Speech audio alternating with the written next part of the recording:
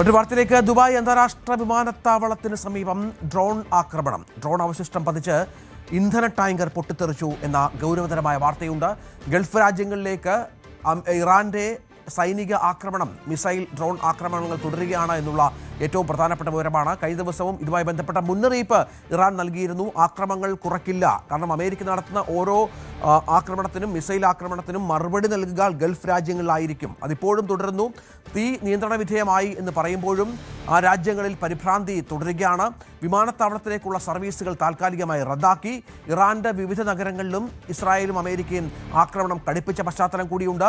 വിവിധ ഗൾഫ് രാജ്യങ്ങളിലെ പ്രതിനിധികൾ നിലവിലെ സാഹചര്യങ്ങൾ ചർച്ച ചെയ്തു. ഇതിനിടെ പശ്ചിമേഷ്യ സംഘർഷങ്ങളിൽ യുഎസിനെതിരെ തെറ്റായ വാർത്തകൾ നൽകുന്ന ചാനലുകളുടെ ലൈസൻസ് റദ്ദാക്കുമെന്ന ഭീഷണിയുമായി ഡൊണാൾഡ് ട്രംപ് രംഗത്ത് എത്തിയ പശ്ചാത്തലം കൂടിയുണ്ട്. ഏതായാലും അജയ് സുധാ ബിജു ഏറ്റവും പുതിയ വിവരങ്ങളുമായി ചേരുകയാണ്. അജയ്, ഇതിപ്പോൾ ഇറാനെ ആക്രമിക്കുമ്പോൾ അതിനുള്ള മറുപടി ഇറാൻ നൽകുന്നത് ഗൾഫ് രാജ്യങ്ങളിലാണ്. കഴിഞ്ഞ കുറേ ദിവസങ്ങളായി അത് സംഭവിക്കുന്നുണ്ട്. ഈജിപ്തിൻ്റെ നേതാവൊക്കെ എത്തി ഗൾഫ് രാജ്യങ്ങളുമായി ചർച്ച നടത്തിയിട്ടുണ്ട്. ഇതിങ്ങനെ തുടർന്നാൽ എന്ത് മറുപടി നൽകണം എന്നുള്ളത് ഗൾഫ് രാജ്യങ്ങൾ ആലോചിക്കുന്നുണ്ട്. അപ്പോഴും ഒട്ടും പുറകോട്ടില്ല ഗൾഫ് രാജ്യങ്ങളെ ആക്രമിക്കുന്നതിൽ നിന്ന്. അതുതന്നെയാണ് ഇറാന്റെ തിരിച്ചടി. അങ്ങനെ സമ്മർദ്ദത്തിലാക്കി യുദ്ധത്തിൽ നിന്ന് അമേരിക്കയും ഇസ്രായേലിനെയും പിൻവലിപ്പിക്കുക, അതാണ് ലക്ഷ്യം. തീർച്ചയായിട്ടും. ഇപ്പോൾ കഴിഞ്ഞ ദിവസം തന്നെ ഇറാന്റെ ഭാഗത്തു നിന്ന് മുന്നറിയിപ്പുണ്ടായിരുന്നു. ഈ പശ്ചിമേഷ്യൻ രാജ്യങ്ങളിൽ, പ്രത്യേകിച്ച് ഗൾഫ് നാടുകളിൽ ഈ നിരവധി ഒരുപാട് ഈ ടെർമിനലുകളും അതുപോലെ തന്നെ എണ്ണ സംഭരണ കേന്ദ്രങ്ങളും ഇതെല്ലാം സ്ഥിതി ചെയ്യുന്നുണ്ട്. ഇവയ്ക്ക് സമീപമുള്ള ജനങ്ങളോട് എത്രയും വേഗം ഒഴിഞ്ഞു പോകണമെന്ന് IRGCയുടെ ഭാഗത്ത് നിന്ന് അറിയിപ്പുണ്ടായിരുന്നു. അതിന് പിന്നാലെയാണ് ഇപ്പോൾ ദുബായ് അന്താരാഷ്ട്ര വിമാനത്താവളത്തിന് സമീപമുള്ള ഒരു എണ്ണ ടാങ്കറിന് നേരെ ആക്രമണം ഉണ്ടായിരിക്കുന്നത്. ഈ ടാങ്കറിന് നേരെ ആക്രമണം ഉണ്ടായി. ഇവിടെ ഒരു തീപിടുത്തം ഉൾപ്പെടെ ഉണ്ടായിട്ടുണ്ട്. ഈ തീ അണയ്ക്കാൻ അധികൃതർ കാര്യമായി തന്നെ ശ്രമിച്ചു. ഇപ്പോൾ തീ നിയന്ത്രണ വിധേയമായതായിട്ടാണ് അറിയാൻ സാധിച്ചിട്ടുള്ളത്. എന്തായാലും ഒരു മുന്നറിയിപ്പ്, ഒരു പ്രിക്കോഷൻ എന്നുള്ള രീതിയിൽ ഇവിടെ വിമാനത്താവളത്തിലുള്ള ഫ്ലൈറ്റ് സർവീസുകൾ നിലവിൽ താൽക്കാലികമായിട്ട് റദ്ദാക്കിയിട്ടുണ്ട്. ഈ ഇറാനകത്തും നിലവിൽ യുഎസിൻ്റെയും ഇസ്രായേലിൻ്റെയും സംയുക്ത ആക്രമണങ്ങൾ അത് തുടർന്നുകൊണ്ടിരിക്കുകയാണ്. ടെഹ്റാൻ അടക്കം നിരവധി നഗരങ്ങളിൽ ഇതിനോടകം തന്നെ ആക്രമണങ്ങൾ നടന്നു കഴിഞ്ഞു. ഇസ്രായേലിലേക്കുള്ള ഇറാന്റെ പ്രത്യാക്രമണവും രൂക്ഷമായി തന്നെ തുടരുകയാണ്. തെക്കൻ ഇസ്രായേലിൽ ഇപ്പോൾ സൈറനുകൾ മുഴങ്ങി പലയിടങ്ങളിലും ജാഗ്രതാ നിർദ്ദേശം പുറപ്പെടുവിച്ചിട്ടുണ്ട്. ഇസ്രായേലിന്റെ മധ്യഭാഗത്ത് ഒരു മിസൈൽ ആക്രമണം കഴിഞ്ഞ ദിവസം നടന്നിരുന്നു. എന്നാൽ അതിൽ മറ്റ് കാഷ്വാലിറ്റീസ് ഒന്നും റിപ്പോർട്ട് ചെയ്തിട്ടില്ല എന്നാണ് ഇസ്രായേൽ അധികൃതരുടെ ഭാഗത്തു നിന്ന് വരുന്ന പ്രതികരണം.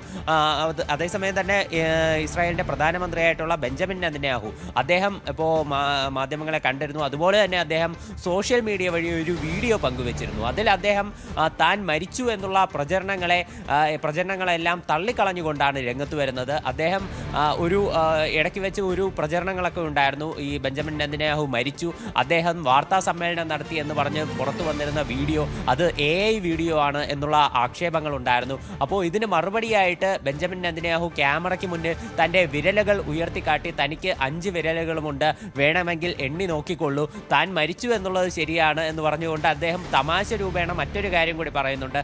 കാര്യം, അദ്ദേഹം ഒരു കോഫി ഷോപ്പിൽ നിന്നുള്ള വീഡിയോ ആണ് പങ്കുവച്ചത്. അപ്പോൾ താൻ കോഫിക്ക് വേണ്ടിയാണ് മരിച്ചത് എന്ന് അദ്ദേഹം തമാശയായി ഹീബ്രു ഭാഷയിൽ ഒരു പ്രയോഗം തന്നെ നടത്തുന്നുണ്ട്. അപ്പോൾ അത്തരത്തിൽ ബെഞ്ചമിൻ നെതന്യാഹു മാധ്യമങ്ങൾക്ക് മുന്നിലെത്തി അദ്ദേഹം ഇപ്പോൾ നിലവിൽ പറഞ്ഞിട്ടുള്ളത് ജനങ്ങളോട് ജാഗ്രത പാലിക്കണം, അവിടെ മിലിറ്ററിയുടെ എല്ലാ നിർദ്ദേശങ്ങളും കൃത്യമായി ഫോളോ ചെയ്യണം, പരമാവധി സുരക്ഷിത സ്ഥാനങ്ങളിൽ തന്നെ തുടരണമെന്നും ബെഞ്ചമിൻ നെതന്യാഹു ആ വീഡിയോയിൽ വ്യക്തമാക്കിയിട്ടുണ്ട്. ഇതിനിടെ ട്രംപും തൻ്റെ ഒരു ആരോപണങ്ങൾ അത് ഒട്ടും കുറയ്ക്കുന്നില്ല എന്നുള്ളത് നമുക്ക് ശ്രദ്ധേയമാണ്. അദ്ദേഹം നിലവിൽ ഒരു ഭീഷണിയുമായി രംഗത്തെത്തിയിട്ടുണ്ട്. അതായത് നിലവിൽ ഈ യുദ്ധം US ജയിച്ചുകൊണ്ടിരിക്കുകയാണ്. എന്നാൽ US-നെതിരെ പല തെറ്റായ വാർത്തകളും മാധ്യമങ്ങൾ വഴി പ്രചരിക്കുന്നുണ്ട്. ഈ വാർത്തകൾ നൽകുന്ന മാധ്യമങ്ങൾക്കെതിരെ കടുത്ത നടപടികൾ സ്വീകരിക്കും, ഇവരുടെ ലൈസൻസ് റദ്ദാക്കും എന്നുള്ള ഒരു ഭീഷണിയാണ് ട്രംപ് നിലവിൽ മുന്നോട്ട് വച്ചിരിക്കുന്നത്. അപ്പോൾ അതായത് ട്രംപ് പറയുന്നത് നിരവധി വ്യാജ പ്രചരണങ്ങൾ ഉണ്ടാകുന്നുണ്ട്. അതായത് ഇറാൻ അവരുടെ കാമിക്കാസ ബോട്ടുകൾ വെച്ച് US-ന്റെ ഷിപ്പുകൾക്ക് നേരെ ആക്രമണം നടത്തുന്ന AI ദൃശ്യങ്ങൾ പ്രചരിക്കുന്നു. അതുപോലെ US-ന്റെ 5 റീഫ്യൂവലിംഗ് വിമാനങ്ങൾ തകർന്നു എന്നുള്ള വാർത്ത വന്നു.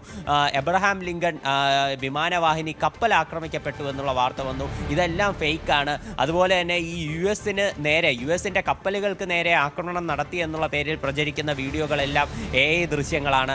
അതുപോലെ ഈ ഇറാനുള്ളിൽ ഖമനേയ്ക്ക് പുതിയ നേതാവായിട്ടുള്ള മുജിതബ ഖമനേയ്ക്ക് പിന്തുണയായി ജനങ്ങൾ അണിനിരന്ന ഒരു വീഡിയോ പുറത്തു വന്നു. അതും AI ആണ്.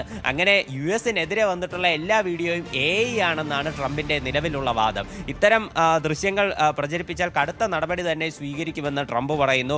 ബ്രണ്ടൻ കാർ, അതായത് ഈ ഫെഡറേഷൻ കമ്മ്യൂണിക്കേഷൻ കമ്മീഷന്റെ ചെയർമാനായിട്ടുള്ള ബ്രണ്ടൻ കാർ ഉടൻ തന്നെ ഈ ചാനലുകൾക്കെതിരെ നടപടി സ്വീകരിക്കും, അത് കാണാൻ താൻ ആകാംക്ഷയോടെ കാത്തിരിക്കുന്നു എന്നെല്ലാം ട്രംപ് ഈ പോസ്റ്റിൽ വ്യക്തമാക്കുന്നുണ്ട്. അതുപോലെ തന്നെ അദ്ദേഹം നിലവിൽ വാഷിംഗ്ടണിൽ നിന്ന് ഫ്ലോറിഡയിലേക്ക് ഒരു വിമാനയാത്ര നടത്തുന്നതിനിടെ മാധ്യമങ്ങളോട് പ്രതികരിച്ചിരുന്നു. ആ സമയത്ത് അദ്ദേഹം പറഞ്ഞത് ഈ ഹോർമുസ് കടലിടുക്കിൻ്റെ വിഷയം തന്നെയാണ് പ്രധാനമായിട്ടും.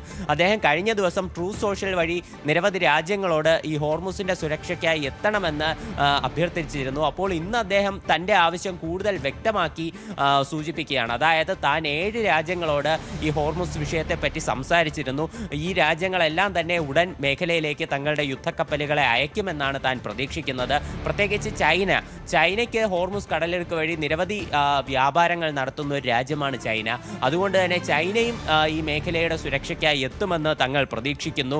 അതുപോലെ തന്നെ നാറ്റോ രാജ്യങ്ങൾ ഉടൻ തന്നെ ഹോർമുസിന്റെ സുരക്ഷയ്ക്കായി രംഗത്ത് വരണമെന്ന് ട്രംപ് ഒരു ആജ്ഞാപിക്കുന്ന സ്വരത്തിൽ തന്നെ പറയുന്നു. കാര്യം നാറ്റോ രാജ്യങ്ങൾ അവരുടെ ടെറിട്ടറി സംരക്ഷിക്കാൻ കൂടി വേണ്ടിയിട്ടാണ് ഇത്തരത്തിൽ ഹോർമുസിലേക്ക് ഇറങ്ങണമെന്ന് താൻ പറയുന്നത്.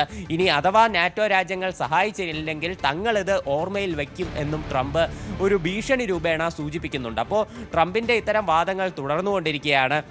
ഇതിനിടെ മേഖലയിൽ ആക്രമണങ്ങൾ അതും ശക്തമായി തുടരുകയാണ്. ഈ സാഹചര്യത്തിലാണ് നിരവധി ഗൾഫ് രാജ്യങ്ങളുടെ പ്രതിനിധികൾ പരസ്പരം സംസാരിച്ചിട്ടുണ്ട്. ഇപ്പോൾ നിലവിൽ ഈജിപ്തിൻ്റെ വിദേശകാര്യമന്ത്രി UAE-യിലെത്തി എന്നുള്ള ഒരു വിവരം നമുക്ക് ലഭിക്കുന്നുണ്ട്. അതുപോലെ തന്നെ UAE പ്രസിഡന്റ് സൗദി കിരീടാവകാശിയുമായി സംസാരിച്ചിട്ടുണ്ട്. അതുപോലെ തന്നെ സൗദി അറേബ്യ, ഖത്തർ, ബഹ്റൈൻ എന്നീ രാജ്യങ്ങളുമായിട്ടും നിലവിൽ കമ്മ്യൂണിക്കേഷൻ നടത്തി നിലവിലെ സാഹചര്യങ്ങളെപ്പറ്റി ചർച്ച ചെയ്തിട്ടുണ്ട് എന്നാണ് നമുക്ക് വിവരങ്ങൾ ലഭിക്കുന്നത്. ബിജുവാണ് വിവരങ്ങൾ പങ്കുവച്ചത്.